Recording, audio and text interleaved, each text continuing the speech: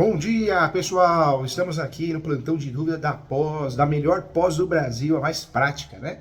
A pós-graduação de quem ama o direito imobiliário, a pós-graduação de quem atua de verdade. Hoje tem muito curso, muito especialista, né? Prenderam até uma médica, né? Que não era médica. Não sei se vocês viram a reportagem, prenderam lá um exercício legal da profissão, uma pessoa que se passava por uma médica, porque tinha um nome igual. Não sei se vocês viram isso. Então hoje tem muita gente que, eu falo que a juventude tem uma autoestima muito boa, né? Eu me formo, no dia seguinte eu já falo, sou especialista, ela, né? Já saio dando curso. Acho bonita essa autoestima, mas é perigoso, porque como você vai ensinar uma coisa que você nunca fez? Como que eu vou ensinar você matar um dragão se eu nunca nem vi um dragão, né? Então, precisa tomar cuidado, né? Então, eu vou te ensinar a ganhar dinheiro na advocacia, mas nem advogado eu sou cartorário. Vou te ensinar a ter sucesso, grandes honorários na advocacia. Tá, mas eu vivo de um salário porque eu sou servidor público, vivo de vender curso. Você me desculpa, eu acho que tudo é válido, estudar é sempre bom, cursos é sempre bom, tudo a gente aprende, mas o que tem de golpe no mercado, e golpe escancarado, né? Se você parar para pensar um pouquinho, você fala, opa, eu não vou entrar nessa. E é verdade. Aqui não, aqui a gente busca a verdade, a gente busca, de fato, ensinar você. Ensinar você tudo que acontece no meu escritório de advocacia, acontece de bom, acontece de ruim, eu trago na pós-graduação como exemplos, professores, exemplo dos alunos, então é algo muito sério. Posso falar assim que eu vivo da advocacia imobiliária, da advocacia civil. Posso falar assim que errei, acertei, aprendo todo dia com muita humildade. Posso falar assim que atendo mais de 80 pessoas por mês, mais de 40 advogados por mês, mentorias. Então, eu acho que é algo muito sério. Mais de 1000 processos no nome em sede de direito imobiliário, passando até doutrinadores, né? Nosso escritório hoje é maior que muitos escritórios de doutrinadores antigos, né, do direito imobiliário. Então, nós temos histórias para contar, né? E não é o professor Júlio falando, são as pessoas, são os dados, são as situações que provam isso. Então, a gente tem que ter compromisso com o que faz. Eu acho que sair falando que é especialista e vendendo curso é fácil. Quero ver ter bagagem, quero ver ter conteúdo, né? E eu não tenho coragem de enganar ninguém, não. E eu também oriento você a não fazer isso, tá bom? Vamos lá, plantão de dúvida maravilhoso. E o assunto hoje você tem que prestar atenção. Nós vamos falar sobre ação renovatória. Uma ação traiçoeira, uma ação perigosa, e você tem que prestar atenção para que você consiga sucesso nessa ação. Fala ação traiçoeira, porque já ganhamos, já perdemos, com alegações e fundamentos diferentes. Se tem uma situação que o professor passou muito nervoso, foi uma ação renovatória. Um cliente do Rio de Janeiro me contratou para fazer essa ação renovatória e nós fizemos, seguindo todos os requisitos. O juiz, estranhamente, de primeiro grau no Rio de Janeiro, falou, não tem prova da idoneidade moral do fiador. Nada a ver, nós ganhamos uma ação um mês antes com as mesmas provas. E esse cliente queria que o escritório pagasse o ponto comercial dele sem ele ter perdido. Então, cuidado com o que você fala, cuidado com o que você promete. A gente tem que ser adulto, tem que ser firme nas nossas palavras, tem que ser honesto, tem que ser transparente, porque é complicado lidar com o ser humano, você sabe disso. Então, vamos falar sempre a verdade, não existe causa-ganha. Infelizmente, a advocacia não é uma classe unida. Tem um advogado aí que dá aula na internet, segundo esse cliente, foi ele que fez isso, né? Um tal de Haroldo. Ele pegou e falou que o escritório errou em relação à tese, e não erramos em nada, tanto é que nós ganhamos a ação, uma ação anterior com as mesmas teses. Então, infelizmente, a nossa classe não é unida e tem muita gente maldosa que põe lenha na fogueira, inventa mentira para pegar a ação. Não é uma forma correta, uma forma justa de captar clientes. Acho que é uma forma até arriscada você fazer isso, maldosa, né? Mas tem gente que faz. Quem perde com isso? É a própria pessoa que faz maldade, porque quando a gente faz maldade para alguém, cai na testa, né? Cospe para cima, cai na testa. O professor, como coordenador de vários cursos, com certeza não vou jamais convidar um profissional desse para dar aula numa pós nossa. Jamais vou convidar um profissional desse para participar de um congresso, porque eu sei que é maldoso. Assim como fez com o escritório do professor, faz com outros profissionais. E a gente quer gente do bem. Eu acho que a nossa profissão já é uma profissão de risco, já é uma profissão tensa. Imagine só alguém ficar falando mentira, falando que você fez a ação errada, faltou um requisito, inventando as coisas para captar o cliente. Olha o risco, olha o desgaste que coloca na relação. Então, muito perigoso isso, tá bom? A classe tem que ser mais unida, vamos nos respeitar, para de dar palpite no processo dos outros, para de inventar coisa que não existe. É claro que muitas vezes o advogado assim como outro profissional, seja ele, seja ela, ele pode cometer erros, mas de fato você inventar uma coisa só para tentar captar o cliente é complicado, hein? Cuidado, vamos trabalhar com transparência, com amor e mais ética. Não só no direito, mas em todas as profissões. Vamos parar de falar dos outros sem ter certeza do que está falando. Vamos parar de fazer fofoca, vamos estudar mais, vamos viver mais, vamos se cuidar mais, tá bom? Então inicia o plantão de dúvida com essa dica aqui. Gente, acorda aí, hoje é plantão de imobiliário, é a melhor pós do Brasil.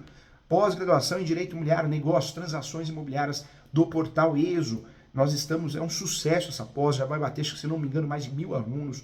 É uma pós muito legal, focada na prática, tem plantão de dúvida uma vez por mês. Só não se torna especialista em direito imobiliário de verdade quem não quer, porque o valor também é muito legal, muito acessível. Nós somos indicados por várias OABs, parceria com várias OABs, com o Inesp, com o Instituto. Então, vamos lá, indicada pelo Cresce. Então, vamos fazer essa pós com muito carinho. Então, vamos embora, vamos iniciar o plantão de dúvida com muito carinho. Eu vou pedir a todos, quem tiver interesse, o professor vai ter o curso presencial no meu escritório. Nós temos um auditório no escritório.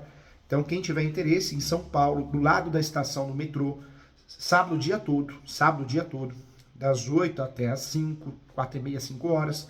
Temos 1h30 para almoçar. Tem um lugar muito legal para almoçar aqui perto do escritório que chama Santa Pasta.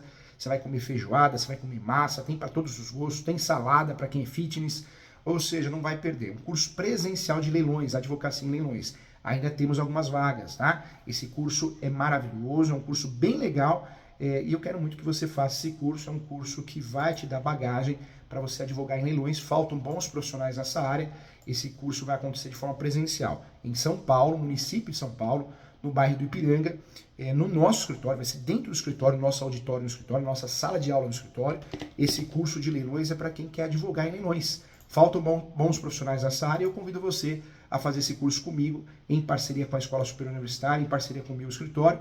Venha fazer esse curso, é o curso de leilões. Quem tiver interesse, pode fazer a matrícula, é o ESO Prime, você entre os melhores. O telefone é o 11 993 33 1264. Né? Então o telefone, o WhatsApp da Escola Superior Universitária é o 11 99333 1264, tá? Lembrando, deixa eu ver aqui, já é o telefone correto. O novo WhatsApp da escola é o 989775177. DDD 11 também, tá? 989775177. Um curso bem legal de leilões que vai ocorrer no dia 10/6, presencial, tá bom? Presencial. Eu espero você, um curso bem legal para você estudar conceitos de leilões, cuidados na assessoria, técnicas de defesa, técnicas de defesas e ações que cancelam ou geram a suspensão do leilão, tutelas provisórias aplicadas, recursos. Então vamos falar de várias ações importantes e teses que funcionam. Então eu espero você está convidado, convidada para fazer esse curso. Faltam bons advogados nessa área. Agora sim, vamos começar então. Eu vou pedir a gentileza, pode rodar aqui a nossa vinheta para a gente começar, tá bom?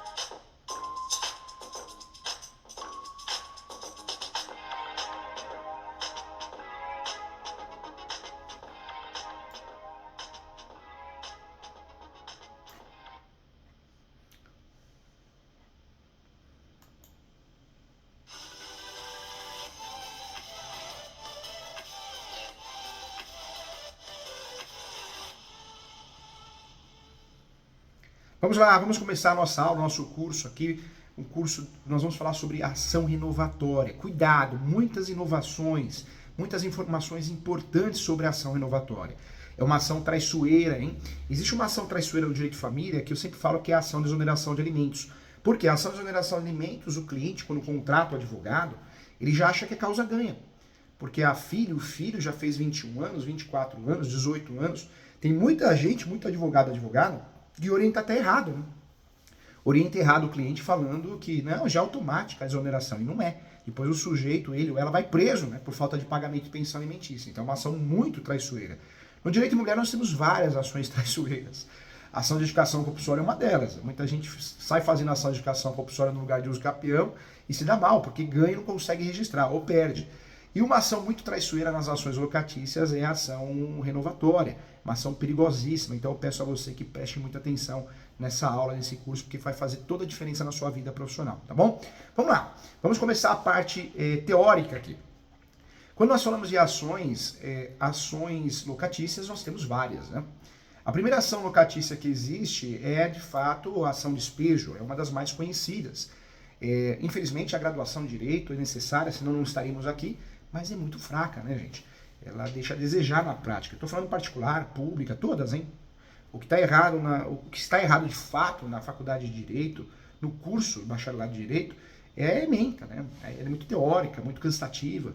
A maioria dos professores da graduação não advogam, não advogam. Ter OAB não é advogar, hein, gente? Ter OAB você é portador de OAB, portadora, você tem OAB lá, você acha bonito, legal, mas não é advogar. E fazer uns bicos na advocacia também não é advogar, é muito pouco, é muito arriscado, é muito perigoso. A advocacia não permite você fazer bico. Eu sei que muitas vezes a gente tem despesas, a gente tem receio de trocar o certo pelo duvidoso, mas enquanto você usar a advocacia como plano B, não vai funcionar. Ah, eu sou funcionário público e advogo quando dá. Eu sou CLT e advogo quando dá. Desculpa, nunca vai dar certo essa advocacia. Vai ser sempre um plano B. Ruim para você e ruim para o cliente, ou péssimo para o cliente, porque você nunca vai se especializar, você nunca vai se aprofundar e uma hora vai errar feio, vai prejudicar a sua carreira e o seu cliente. Então, cuidado. Eu sei que não é fácil a gente tomar decisões na vida. Uma hora a gente dá um passo para trás para dar dois para frente. Mas se você quer advogar de verdade, você tem que deixar de lado a sua outra profissão, o seu outro cargo, independentemente de questões financeiras, para você investir de corpo e alma na advocacia. É diferente quem advoga bico e quem tem um escritório de advocacia. É diferente, né? É diferente, o trabalho é diferente.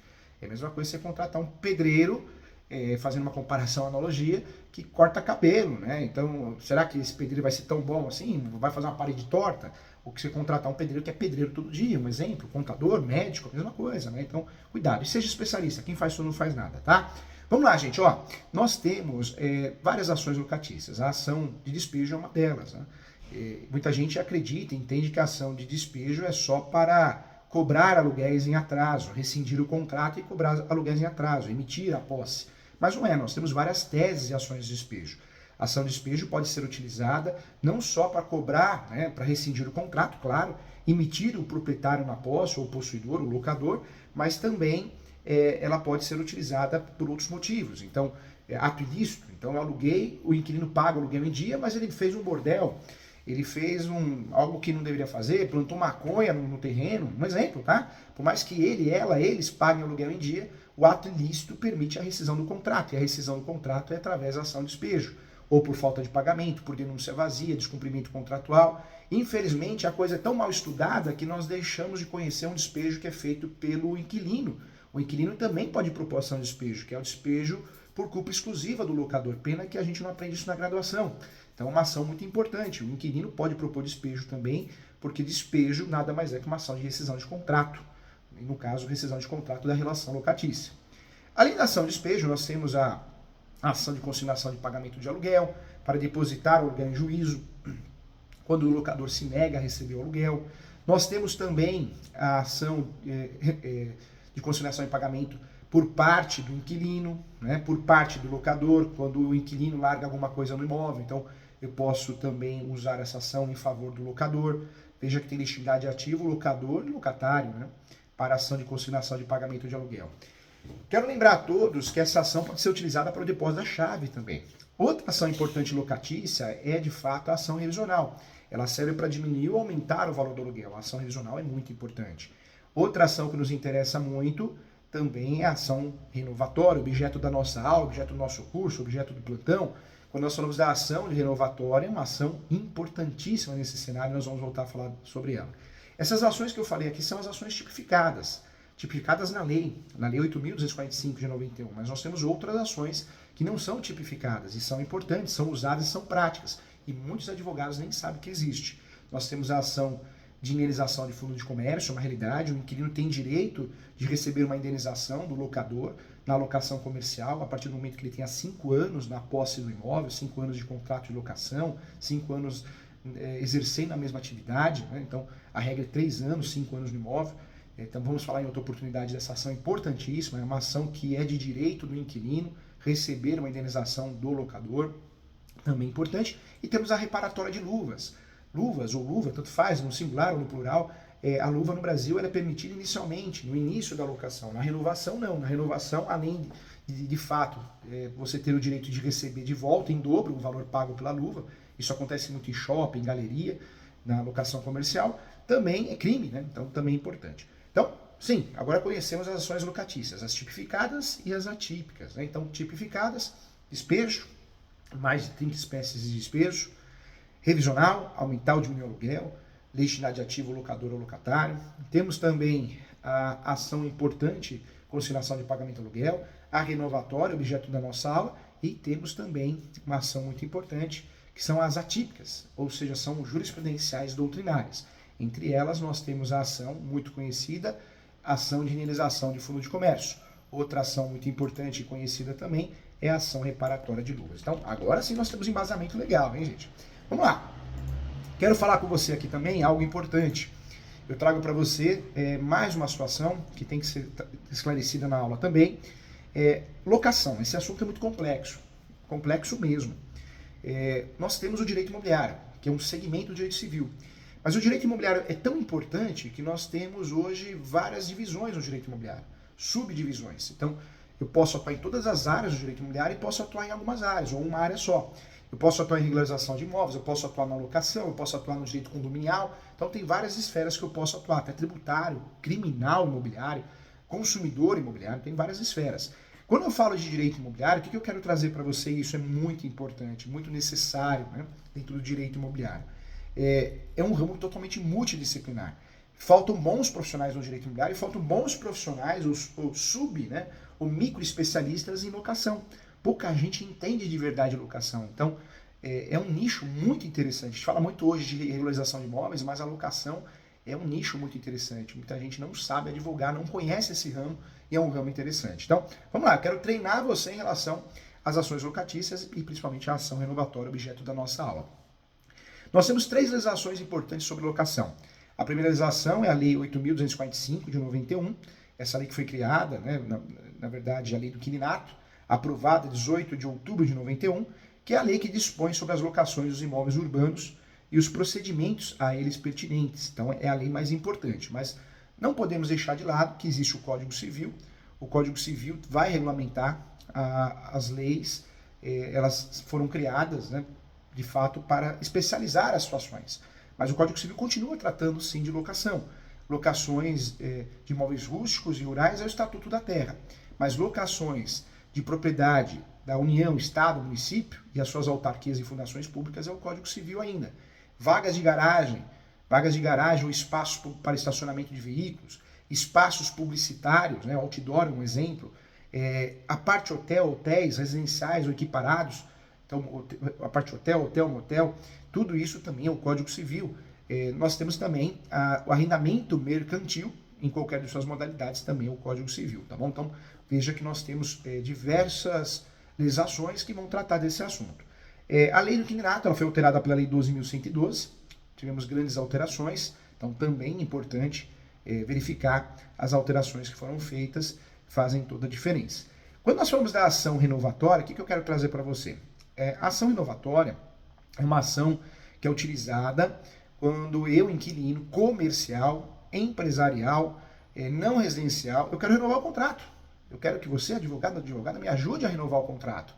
Então, eu preciso renovar o contrato, senão eu vou perder meu ponto, meus funcionários, minha vida. É uma ação muito importante, é uma ação que eu busco o Poder Judiciário para que o Judiciário compulsoriamente renove o contrato. Essa ação é uma ação traiçoeira, cuidado. Já falei para você, certa vez, que eu tive um caso no escritório que marcou minha vida. Por quê? Uma pessoa, até demonstrou ser uma boa pessoa, pediu para fazer essa ação renovatória. Nós usamos as mesmas teses que nós usamos numa ação em São Paulo, usamos essas mesmas teses numa ação do Rio de Janeiro. Ganhamos a ação em São Paulo E no Rio de Janeiro nós perdemos uma alegação totalmente infundada do juiz, falando que não tinha que dar, não deu a renovatória por falta de requisito, que era a idoneidade moral da garantia do fiador. Não existe isso, não tinha sentido, né? De fato, o juiz ele decidiu dar a improcedência da ação. O cliente achou que ia pressionar o escritório, que a gente ia talvez indenizar ele em relação ao ponto. Por isso eu falo, toma cuidado no que você fala, como você se expressa. Não assume uma culpa que não é sua. Infelizmente, um advogado mau caráter, que também parece aí no cenário das mídias sociais, ficou botando fogo, falando, não, realmente deveria ter feito assim, por isso não ganhou. E não era verdade, porque nós ganhamos várias ações renovatórias com as mesmas teses. É o que eu falo, tem advogada maldoso, maldosa, que fala que o advogado errou, achando que vai pegar o caso. Mas não é uma forma correta de atuar e captar clientes. Se a gente gosta de ir pra cima, cai na testa, né? Fecha portas, a gente tem que ser do bem, gente. Tem que ser do bem, tem que ser honesto, né? Você não precisa pisar na cabeça de ninguém para ter sucesso ou captar clientes. Isso é feio, você pode gerar um desgaste, pode gerar um crime. Pensa nas suas atitudes, cuidado. Tem gente que faz isso em todas as profissões. Então, cuidado. Então, é uma ação que tem que ter atenção. Vamos começar pelo artigo, tá? Então, vamos lá. O artigo que vai tratar da ação renovatória é o artigo 71. Esse artigo é o artigo que trata da ação renovatória do capítulo 5 da Lei do Inquilinato, a Lei 8.245 de 91.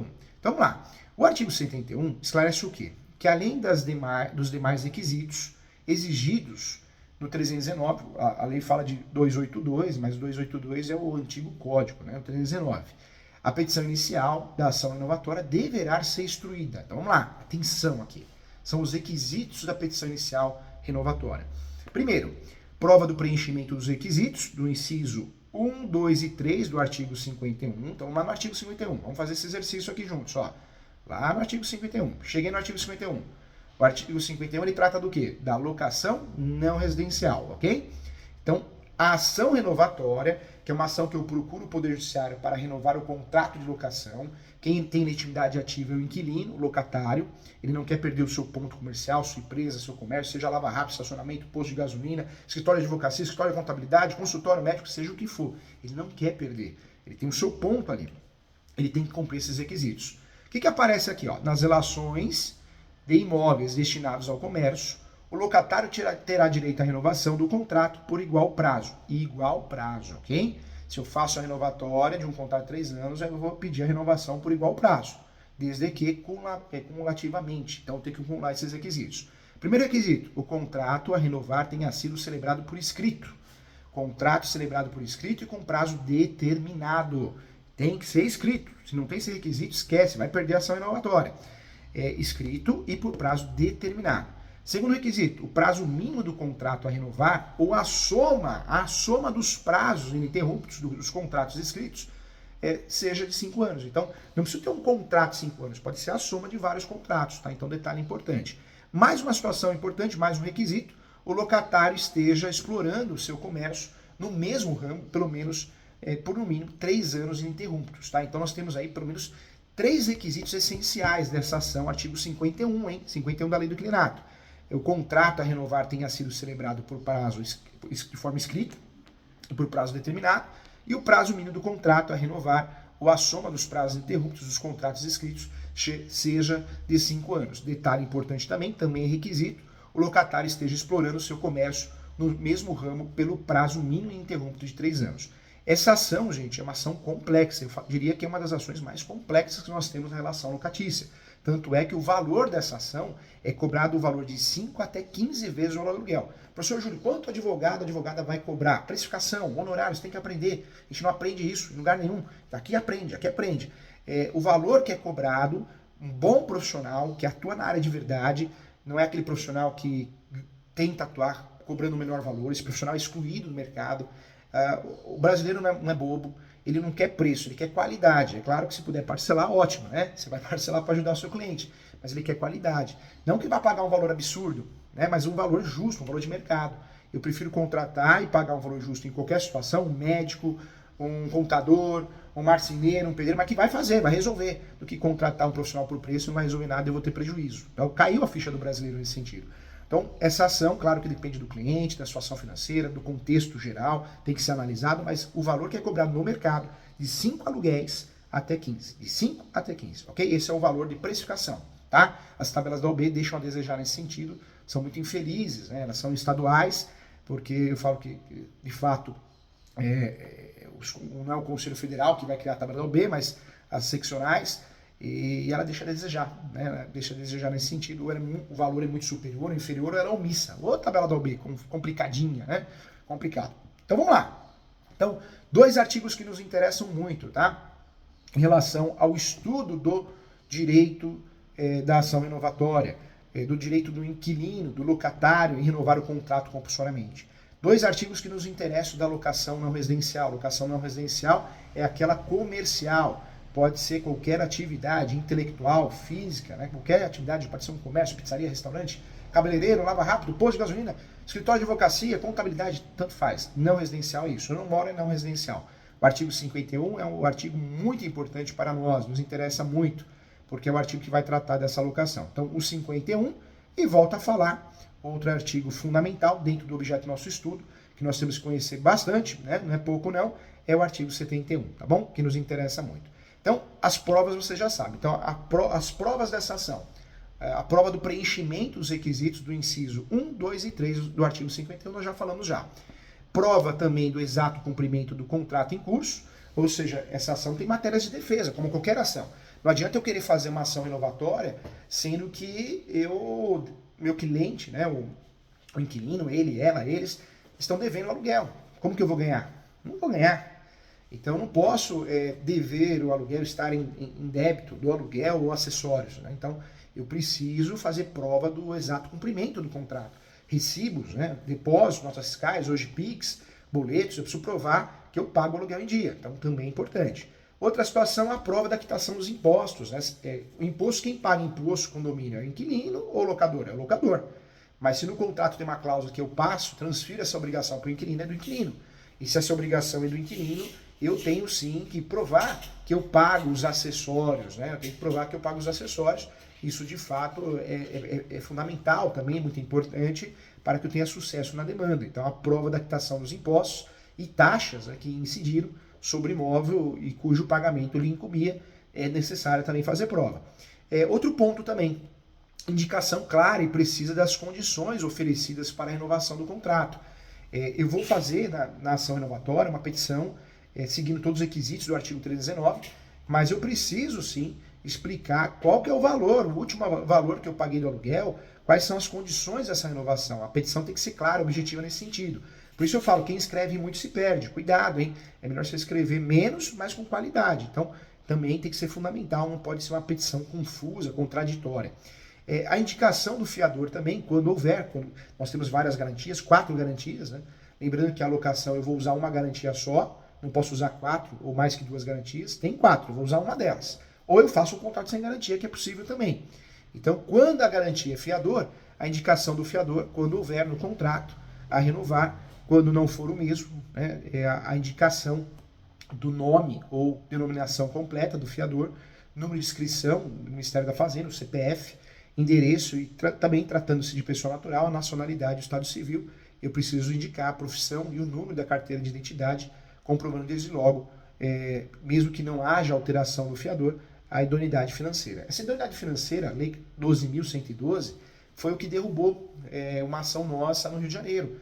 Foi aí que o juiz falou, não fez prova de idoneidade financeira, mas marido e mulher, isso acontece muito.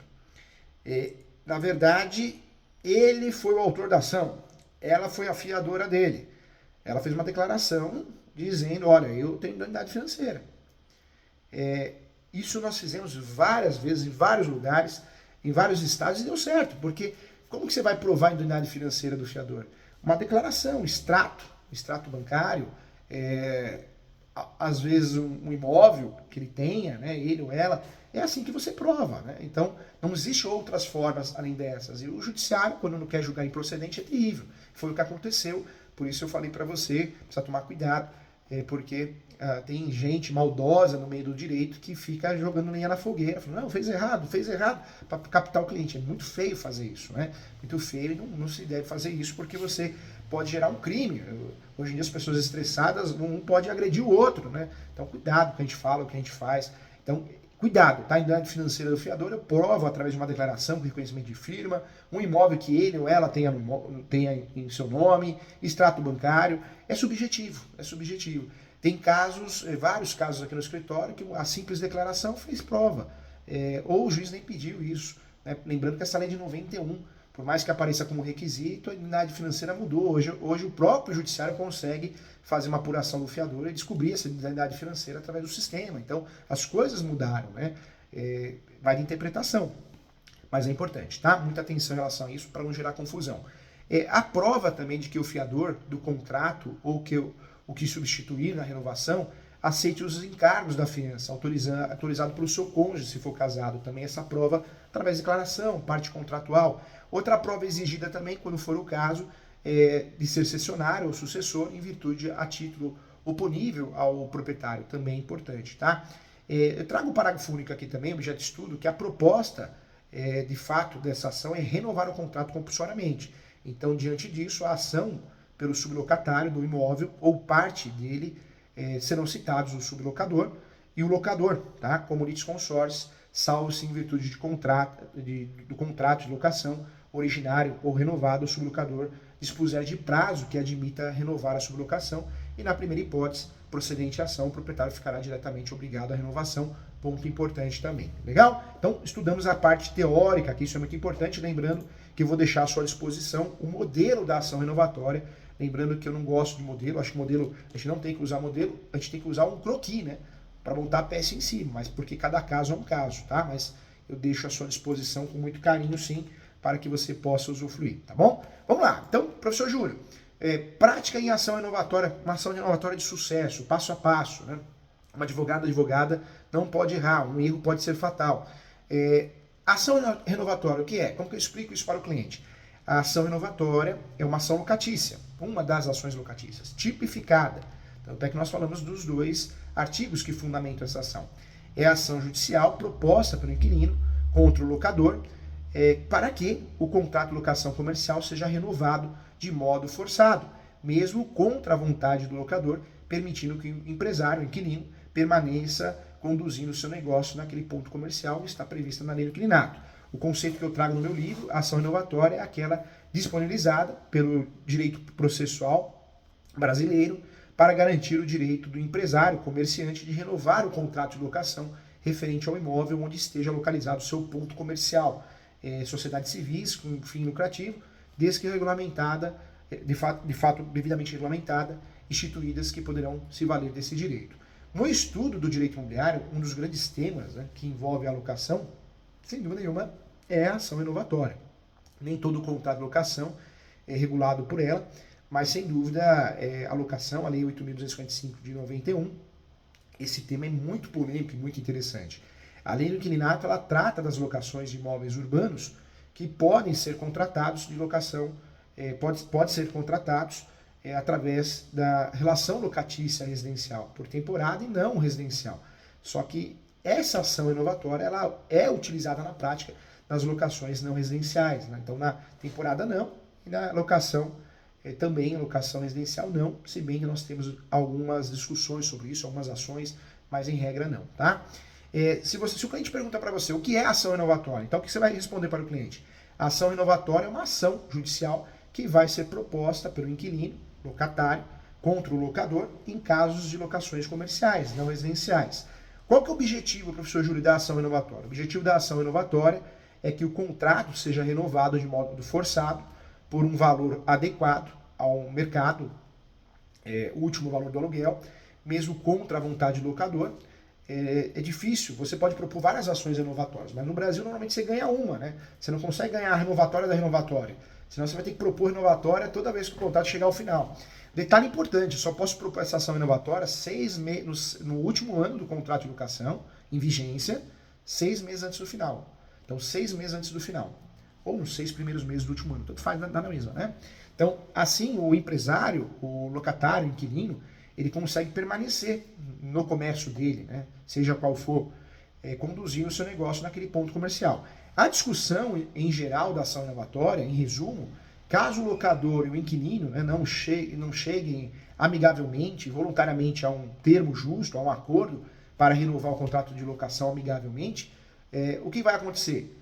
De fato, né, o inquilino poderá de fato se valer dessa ação judicial para renovação forçada. Tá? Então, ponto importante também. Essa ação ela representa na prática uma contratação intermediada pelo judiciário, e na medida em que há espaço para a discussão do contrato, do novo contrato, por parte do locador, eu posso buscar, tendo esses requisitos, eu inquilino, eu posso buscar esse direito. Tá? Então, isso é fato. A discussão do valor da ação inovatória, o que eu quero trazer para você? É importante dizer que a ação inovatória contém em si uma discussão do valor da nova locação.